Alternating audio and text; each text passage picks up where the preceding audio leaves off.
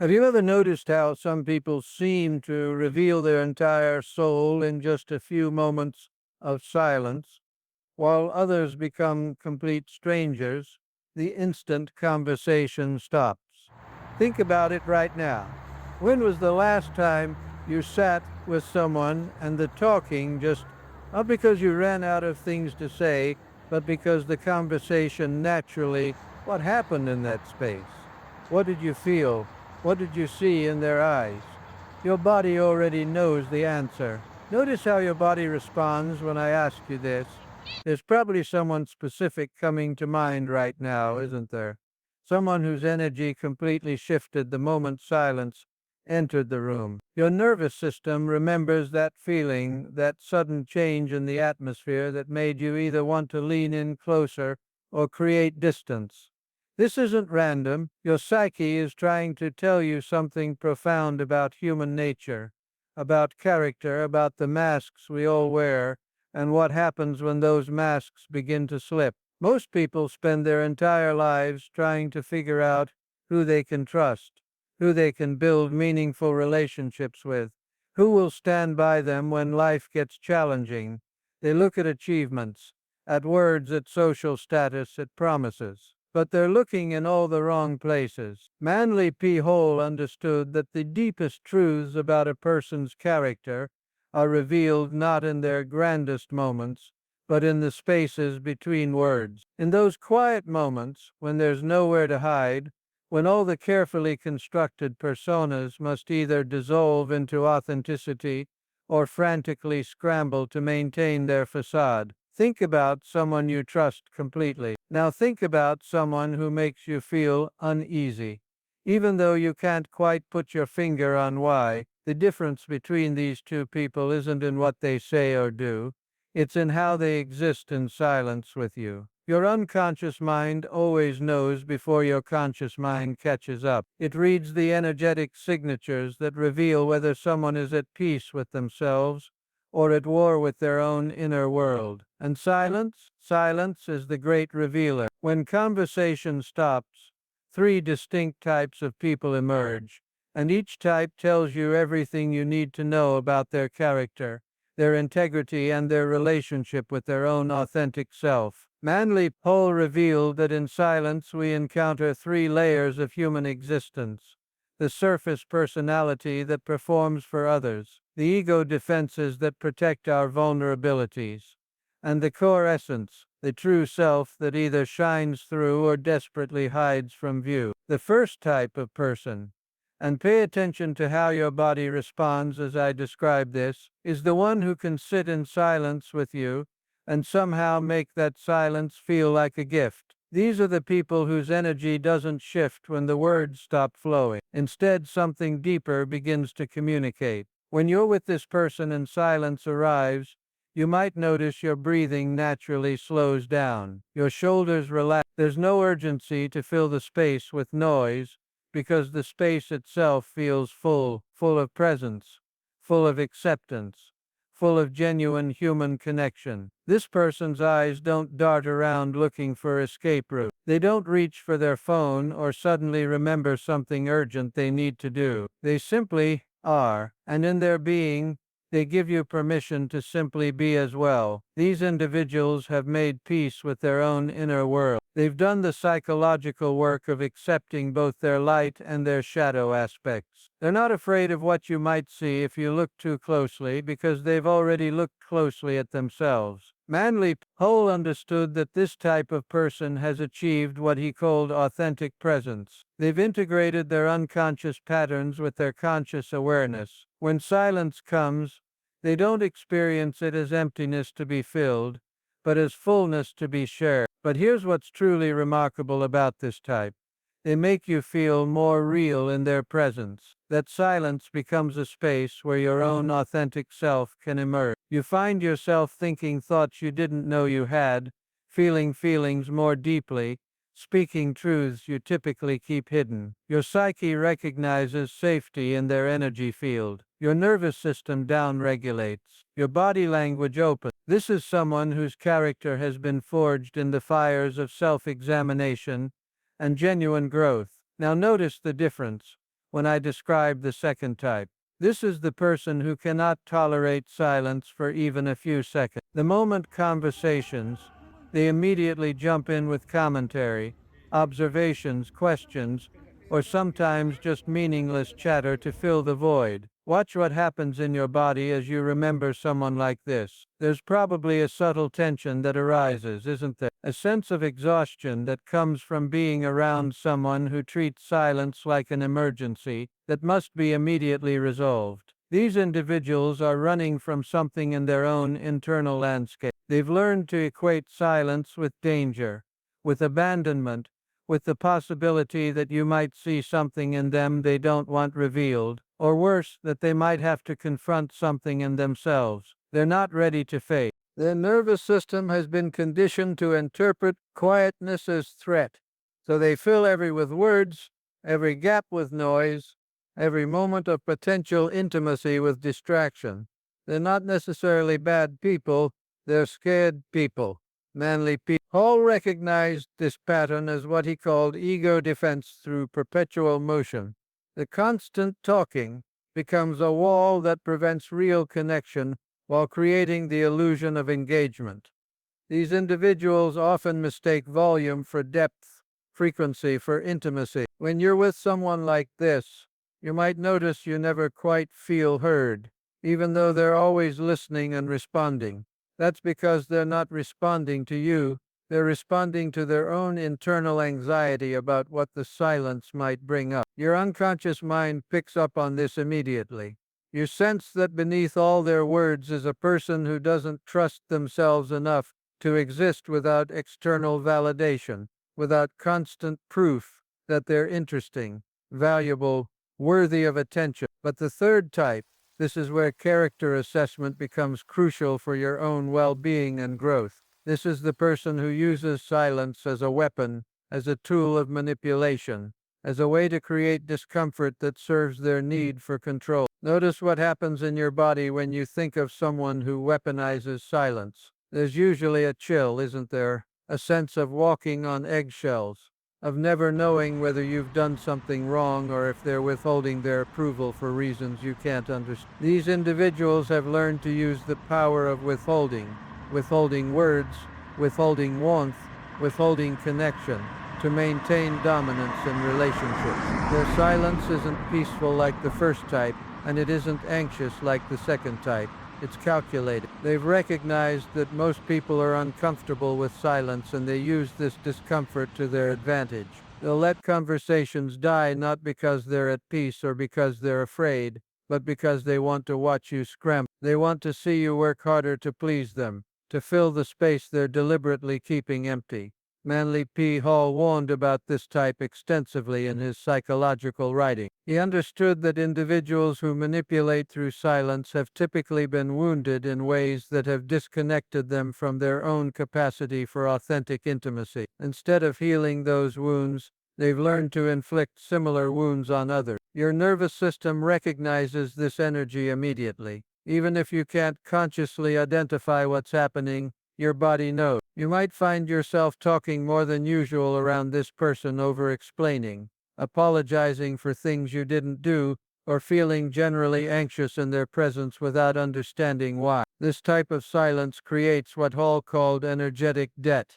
You constantly feel like you owe them something, like you need to earn their approval or break through their withholding to reach some version of them that might actually connect with you authentically. But here's the profound truth that Manly P. Hall wanted us to understand. How someone handles silence reveals their relationship with their own unconscious mind. The person comfortable with silence has integrated their shadow aspect. The person afraid of silence is running from their shadow aspects. The person who weaponizes silence is controlled by their shadow aspects. Your psyche reads these patterns instantly because at the deepest level we're all connected to what Hall called the collective unconscious. We recognize in others the archetypal patterns that exist within ourselves. The integrated self, the fearful self, the manipulative self. This is why certain people's energy in silence makes you feel expanded while others make you feel contracted. Your authentic self recognizes and responds to the level of authenticity present in the other person.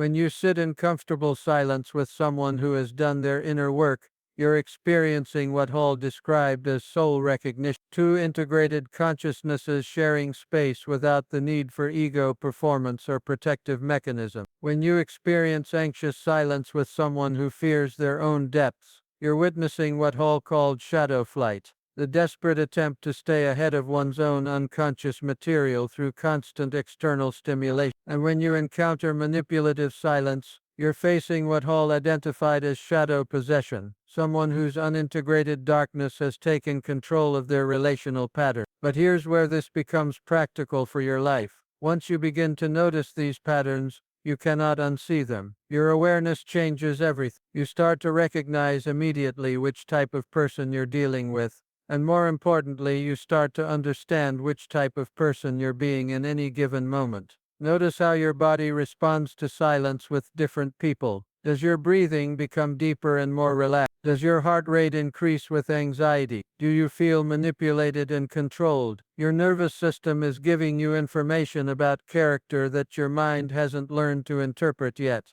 The person who can sit with you in comfortable silence is telling you they're safe to go deeper with. They've created internal spaciousness that allows for real intimacy, real friendship, real love to flourish. The person who fills every silence with chatter is showing you they're not yet ready for the depth. They might be wonderful people with beautiful hearts, but they're still working on the foundational relationship with themselves that makes deeper connection possible. And the person who uses silence to control or manipulate is revealing that they have significant unconscious patterns that will likely play out in harmful ways across all areas of relation. This isn't judgment, it's recognition that allows you to protect your own energy while maintaining compassion for their journey. Your unconscious mind already knows all of this. It's been trying to tell you through gut feelings, through energy shifts, through that sense of ease or dis-ease you feel in different people's presence. And now your conscious mind can begin to work with this wisdom. Manly people all taught that true character assessment isn't about judging others. It's about developing the psychological sophistication to recognize where people are in their journey of self-integration so you can engage with them appropriately. The comfortable silence people become your closest friends, your most trusted advisors, your safest harbors in the storms of life. The anxious silence people might become good companions for lighter activities while you hold space for their growth. The manipulative silence people require clear boundaries and limited access to your emotional world until they do their own healing work. This isn't about creating hierarchies of human worth. It's about honoring the reality that people relate from the level of consciousness they've achieved, and your well-being depends on recognizing these levels accurately. But here's what makes this even more powerful. As you become more skilled at reading how others handle silence, you simultaneously become more aware of how you handle silence. Are you running from your own depths? Are you comfortable in the spaciousness of quiet moments? Do you ever use silence as a way to control others? This self-awareness becomes the foundation for your own character development. You begin to notice when your own energy shifts in silence, when you feel the urge to fill space with meaningless words, when you withdraw as a form of punishment rather than authentic need for space. And something remarkable happens as you develop this awareness. You naturally begin attracting more of the first type of person into your life, like calls to like in the realm of consciousness. As you become more comfortable with silence, with your own depths, with authentic presence, you magnetize others who have cultivated these same qualities. The people who cannot handle silence begin to feel less drawn to spend time with you, not because you're rejecting them, but because your energy field no longer resonates with their need for constant external stimulation. And the people who use silence manipulatively find that their tactics simply don't work on you anymore. When you're comfortable with quiet space, their withholding loses its power to create the anxiety and desperation they were trying to generate. This is the beginning of what Manly Paul called conscious relationship, engaging with others from a place of clear seeing rather than unconscious reaction. You stop taking other people's silence patterns personally and start recognizing them as information about where they are in their psychological development. But silence is just the first indicator, the gateway into understanding character at the deepest levels. Once you've learned to read this fundamental pattern, your ability to see people clearly expands exponentially. Because if someone's relationship with silence reveals their relationship with their own unconscious mind, then their response to other people's success reveals their relationship with their own potential. And how they treat those who can do nothing for them, in return, reveals their relationship with their own sense of inherent worth. These three character indicators work together like a psychological blueprint, giving you the ability to see not just who someone is right now, but who they're capable of becoming, and whether that trajectory aligns with the kind of relationships you want to cultivate in your life. But silence is just the beginning. The unconscious mind reveals character through reactions we think no one notices, through split-second responses that happen before our social conditioning has time to kick in and create a more acceptable facade. When was the last time you watched someone's face change the instant they heard about another person's success? Not their words, their face. That micro expression that flashes across their features before they remember to smile and say congratulations. Right now, think of someone in your life who just achieved something significant. Maybe they got promoted, found love, bought a house, started a business, lost weight, or received recognition for their work. Now think about the different reactions you witnessed when this news was shared. Your body remembers those moments, doesn't it?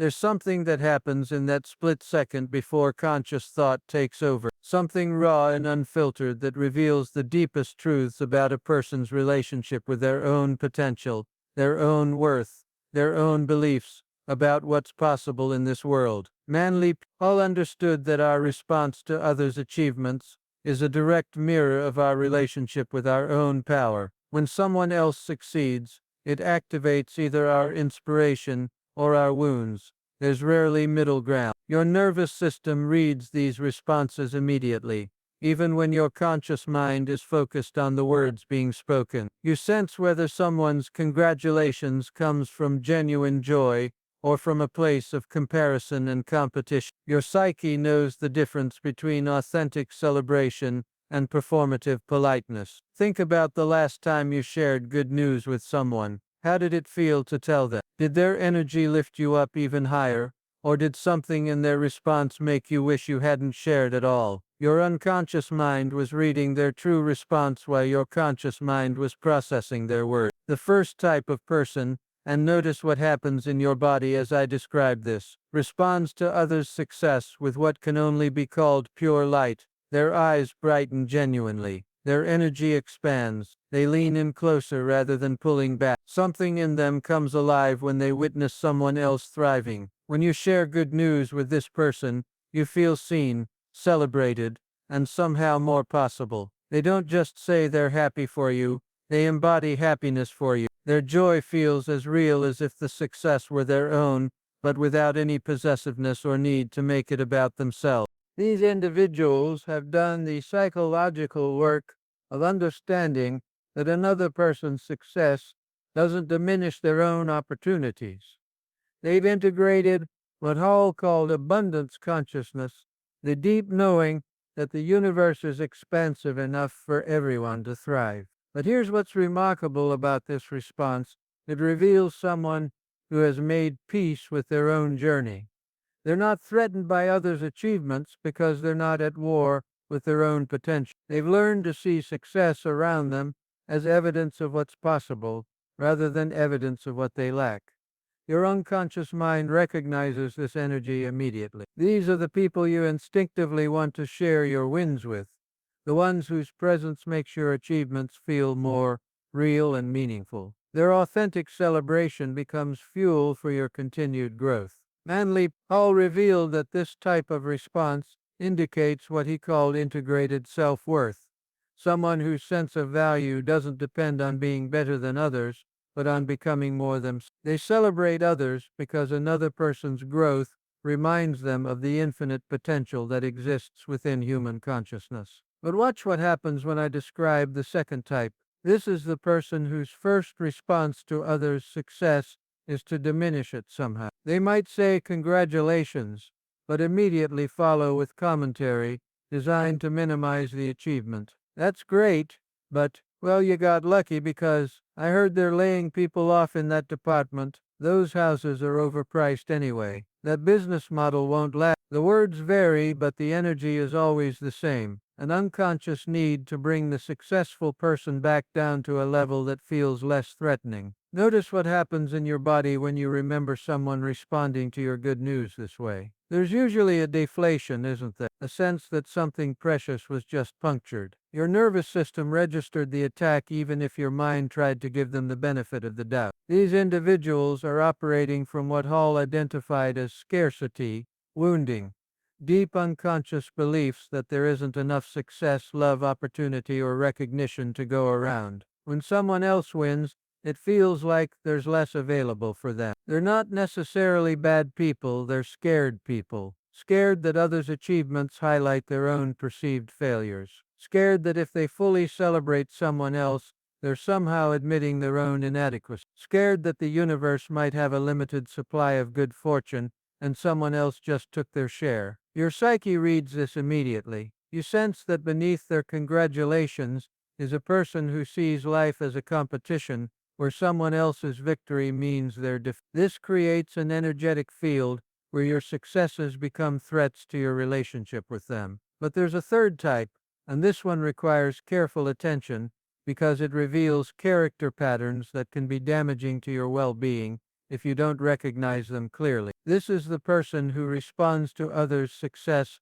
with what appears to be concern but is actually disguised resentment. They've learned that direct criticism is socially unacceptable, so they've developed more sophisticated ways to undermine others' achievement. Are you sure that's what you really want? I hope you're not getting in over your head. That seems like it will be really stressful. I worry about you taking on so much. Their words sound caring, but the energy underneath is pure poison. These individuals have mastered what Hall called shadow projection through false concern. They've learned to weaponize worry, to use caretaking language as a vehicle for their own unprocessed envy and resentment. Your nervous system recognizes this manipulation immediately, even when your conscious mind wants to believe they have your best interests at heart. You might find yourself defending your choices to this person, explaining why your success is actually okay, apologizing for achieving something they haven't. This type of response reveals someone who has become possessed by their own unintegrated shadow material. Their jealousy and feelings of inadequacy have learned to disguise themselves as love and protection, making them particularly dangerous to your psychological well-being. But here's what Manly Paul wanted us to understand.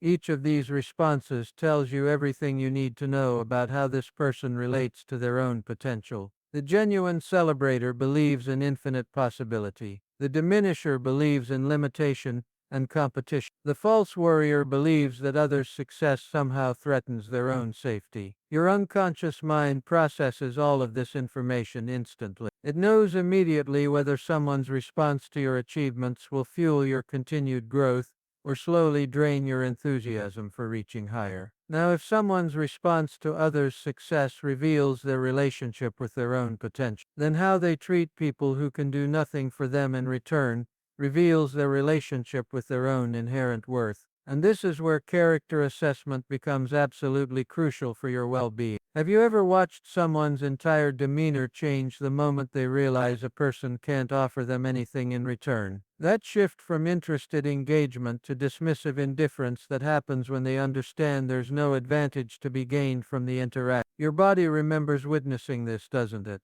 That uncomfortable feeling of watching someone you thought you knew reveal a completely different version of themselves when they thought no one important was watching. This is why how someone treats service workers, waiters, cashiers, cleaning staff, delivery drivers, retail employees is the ultimate character test. These interactions reveal the deepest truths about who someone is when they think there are no consequences for their behavior. Manly Poe understood that how we treat those who hold less social power than we do reveals our relationship with power itself. It shows whether we see human dignity as inherent or as something that must be earned through status and usefulness.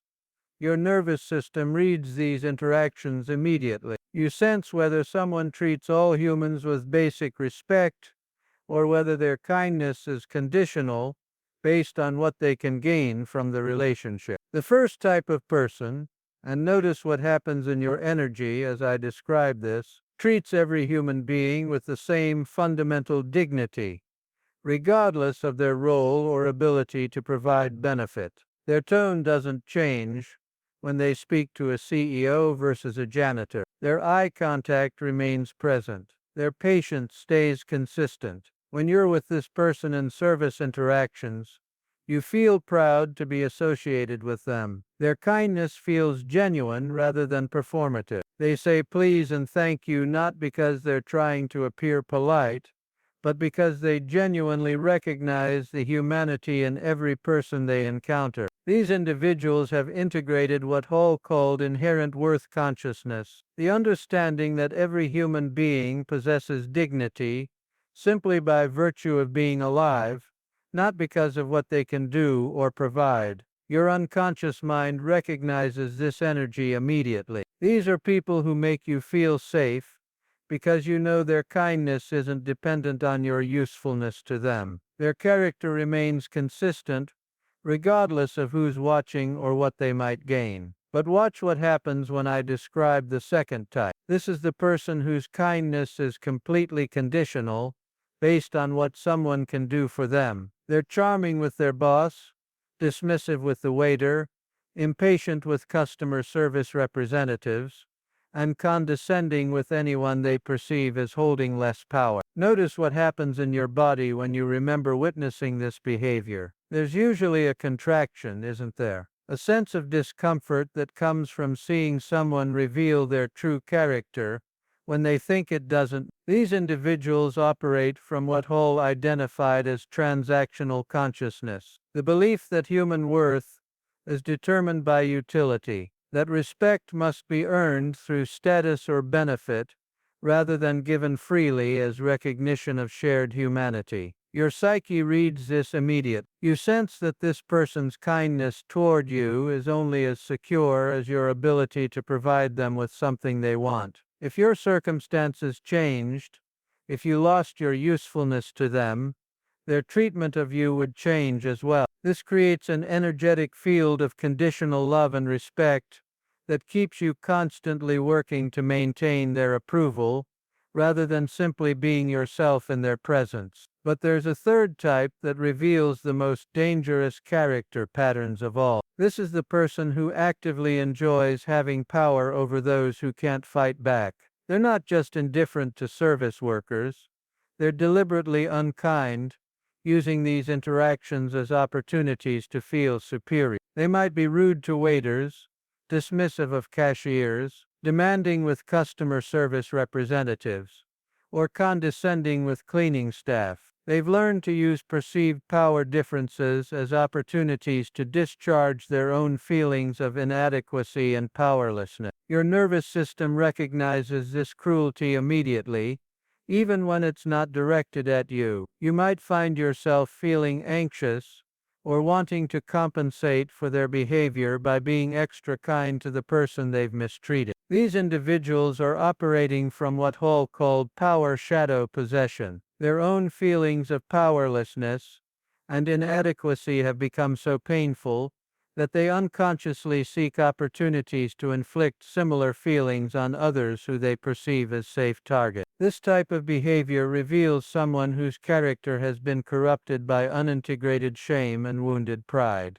They've learned to temporarily escape their own feelings of inadequacy by making others feel small and powerless. But here's what makes this character assessment so powerful: how someone treats service workers when they think no one important is watching reveals who they truly are beneath all social conditioning and performance. The person who treats everyone with dignity shows you they operate from integrated self-worth. Their kindness isn't a strategy, It's an expression of their understanding that all consciousness is connected and deserving of respect. The person whose kindness is conditional shows you they operate from ego-based consciousness. Their behavior is always calculated based on what they might gain or lose from each interaction. And the person who enjoys having power over those who can't fight back shows you they operate from shadow-possessed consciousness. Their unhealed wounds have turned them into vehicles for inflicting pain on others. Your unconscious mind processes all of this information instantly. It knows immediately whether someone is safe to trust with your vulnerability,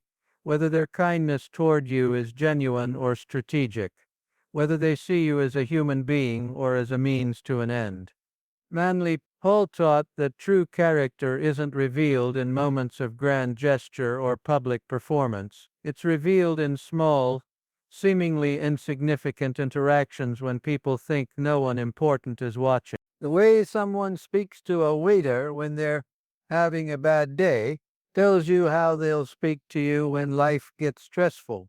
The patience they show a cashier who's moving slowly tells you the patience they'll have for your mistakes and imperfections. The respect they give someone who has nothing to offer them tells you whether their respect for you is based on your inherent worth or your usefulness. But here's where these two character indicators work together to give you profound insight into someone's psychological makeup. Their response to others' success, combined with their treatment of service workers, creates a complete picture of their relationship with power, worth, and human dignity. Someone who genuinely celebrates others' achievements and treats all people with respect is operating from what Hall called integrated consciousness. They've done the inner work of healing their relationship with both their own power and their own worth. Someone who diminishes others' success and treats service workers dismissively is revealing ego-defended consciousness. They're protecting themselves from feelings of inadequacy through comparison and conditional kindness. And someone who resents others' achievements while being cruel to those with less power is demonstrating shadow-possessed consciousness. Their unhealed wounds have taken control of their relational patterns. Your nervous system reads these combinations immediately. The first type makes you feel expanded, safe, and inspired. The second type makes you feel like you're walking on eggshells, constantly managing their ego and your own security in the relationship. The third type makes you feel contracted, anxious, and somehow smaller in their presence. This isn't about judging people, it's about recognizing where they are in their journey of psychological integration so you can engage with them appropriately and protect your own energy while maintaining compassion for their process. But something remarkable happens as you develop this ability to see character clearly through these indicators. You begin to understand that most people's behavior isn't personal, it's psychological. Their responses tell you about their internal landscape, their unhealed wounds, their level of consciousness development. The person who can't celebrate your success isn't really responding to you, they're responding to their own feelings of inadequacy. The person who's cruel to service workers isn't revealing something about those workers, they're revealing something about their own relationship with power and shame. This understanding becomes the foundation for conscious relationship, for choosing connections that support your growth while maintaining compassion for those who aren't yet ready for the depths you're willing to go to. And as you integrate this awareness, you naturally begin to examine your own responses. How do you react when someone shares good news? What happens in your body when you hear about others' achievements? How do you treat people who can do nothing for you in return? This self-examination becomes the pathway to your own character development, to becoming the type of person whose presence makes others feel more possible, more valuable, more human. Because once you understand how character reveals itself through these fundamental patterns, you realize that every interaction is an opportunity to celebrate rather than diminish, to dignify rather than diminish, to lift others up rather than tear them down. And this understanding changes everything.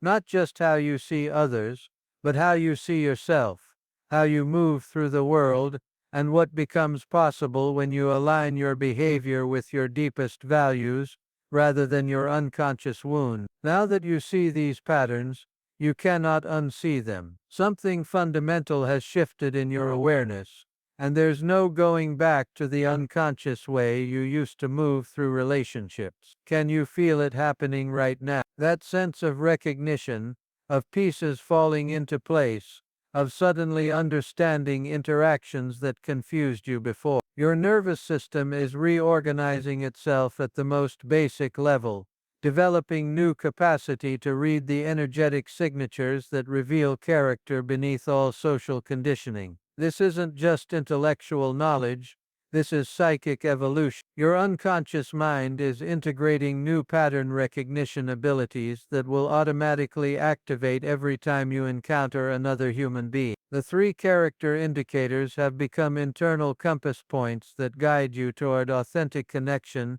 and away from relationships that would diminish your growth. But with this new awareness comes responsibility, not just the ability to see others clearly, but the opportunity to examine your own character with the same precision and honesty. Right now, before we go any further, ask yourself, how do you handle silence? When conversation naturally is what happens in your internal landscape, do you feel spacious and present, or do you scramble to fill the void? Do you use quiet moments to connect more authentically, or do you withdraw as a form of control? Your body already knows the answer. Notice what's happening in your nervous system as you consider this question honestly. There might be some discomfort arising. That's your psyche bumping up against areas where your own character development is still unfolding. Manly Paul understood that true transformation begins with radical self-honesty, with the willingness to see our own patterns as clearly as we see everyone else's. The same three indicators that reveal others' character are constantly revealing your own character, to yourself and to everyone around you. When someone shares good news with you, what happens in that split second before your conscious mind crafts an appropriate response? Is there genuine expansion in your energy, or is there a contraction that you quickly cover with polite words? Your unconscious reaction tells you everything about your relationship with your own potential and your beliefs about abundance versus scarcity. And how do you treat people who can do nothing for you in return? Not how you think you treat them, but how you actually treat them when you're tired, stressed, or having a difficult day. Is your kindness consistent regardless of someone's ability to benefit you?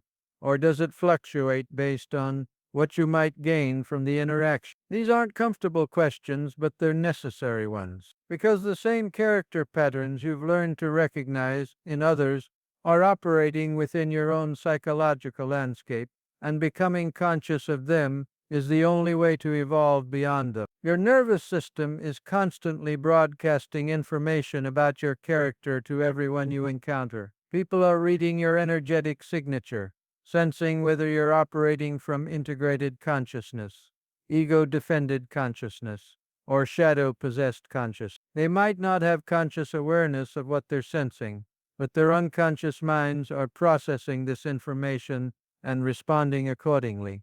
This is why some people seem naturally drawn to spend time with you while others keep their distance. This is why certain individuals feel safe sharing their vulnerabilities with you while others remain surface level. Your character isn't just something you have, it's something you're constantly expressing through energy, through micro expressions, through presence. But here's what becomes possible once you start applying conscious awareness to your own character development.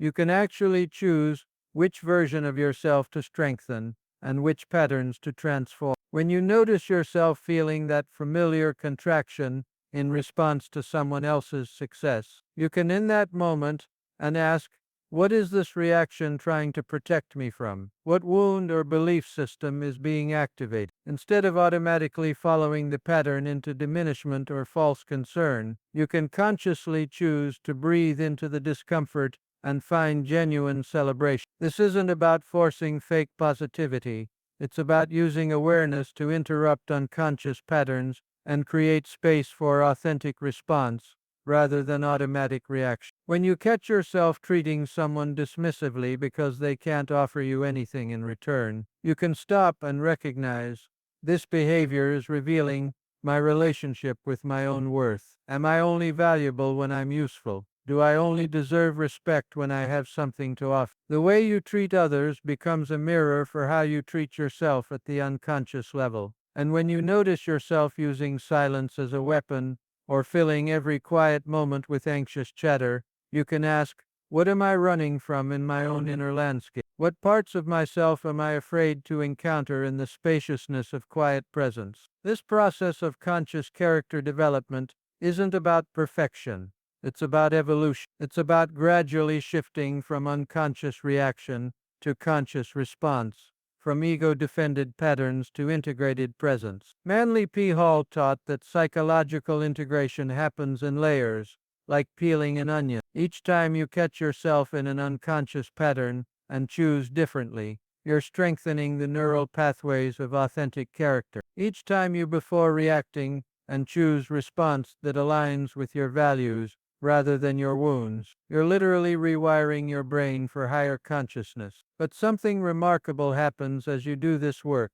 You start attracting different people into your life, like calls to like in the realm of consciousness. As you become more integrated, more authentic, more genuinely kind, you magnetize others who are operating from similar levels of awareness. The people who can only relate through ego-defended patterns start feeling less comfortable around your energy, not because you're rejecting them, but because your presence challenges their unconscious patterns in ways that feel threatening to their protective mechanism. And the people who use silence manipulatively, who can't celebrate others' success, who treat service workers poorly, these individuals begin to reveal their character more quickly in your presence, because your integrated energy field doesn't support their unconscious game. This is what Hall called conscious relationship selection. You're no longer unconsciously attracting people based on matching wounds or complementary dysfunctions. You're drawing connections that support mutual growth,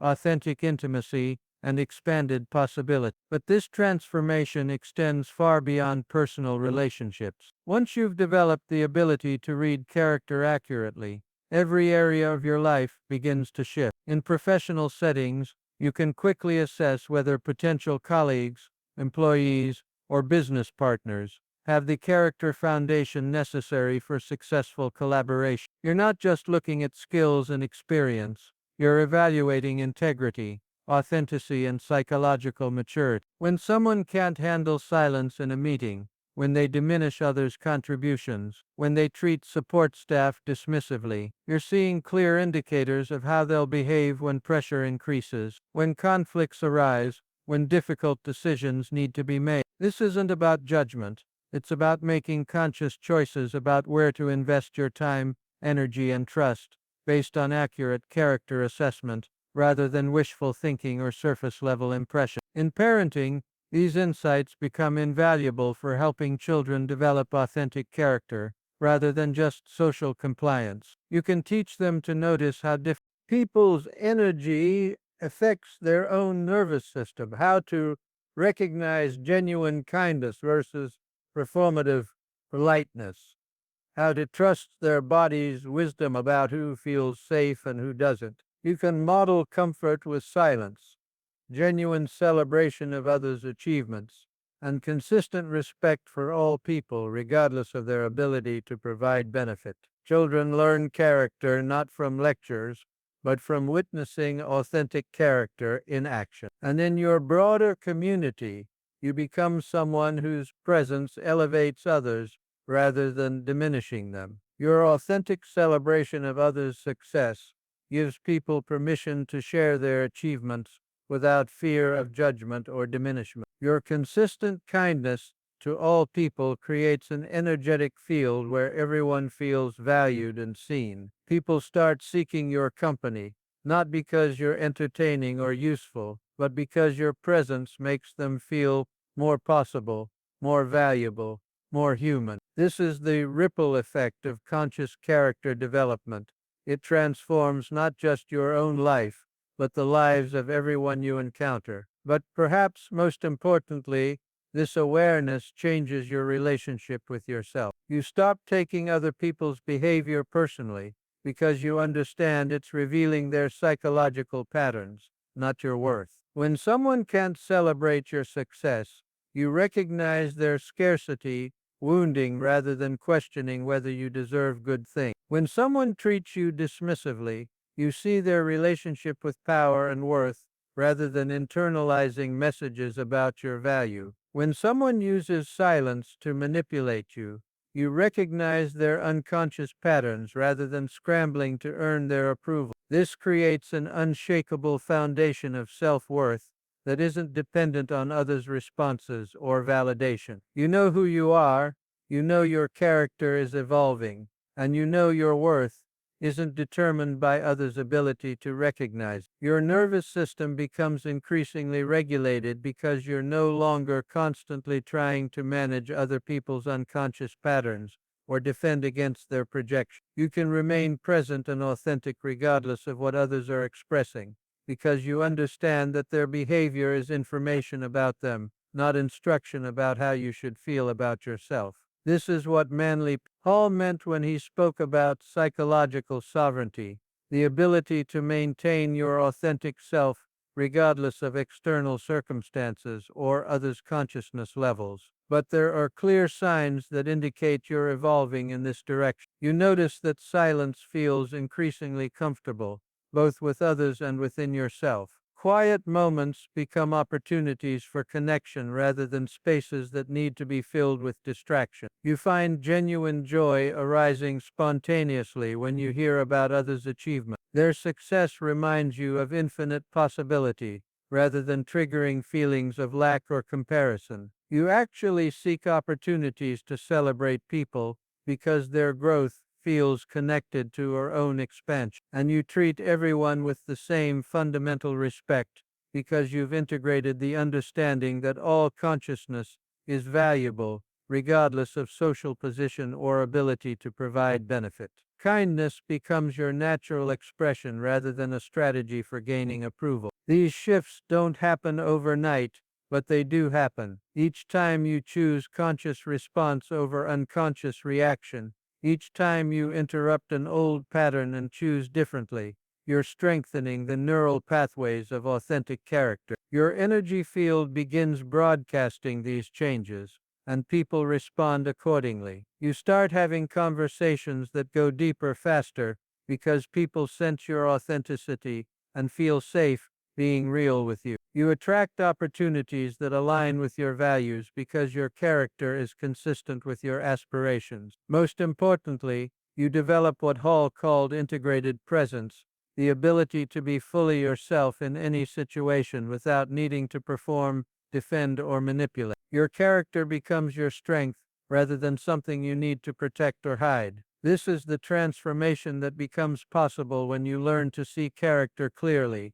not just in others but in yourself. Not to create hierarchies of human worth, but to engage consciously with the reality that people relate from the level of consciousness they've achieved. You can meet people where they are while maintaining your own sense. You can have compassion for others' unconscious patterns while protecting your energy from their effects. You can support others' growth while continuing your own evolution. Because ultimately, character development isn't about becoming perfect, it's about becoming conscious. It's about aligning your behavior with your deepest values rather than your unconscious wounds. It's about expressing your authentic self rather than the versions of yourself that others might prefer. And when you live from this place of integrated authenticity, when your character becomes the foundation for all your relationships and decisions, something profound happens. You become a force for consciousness in the world. Your presence alone begins to awaken others to their own potential for growth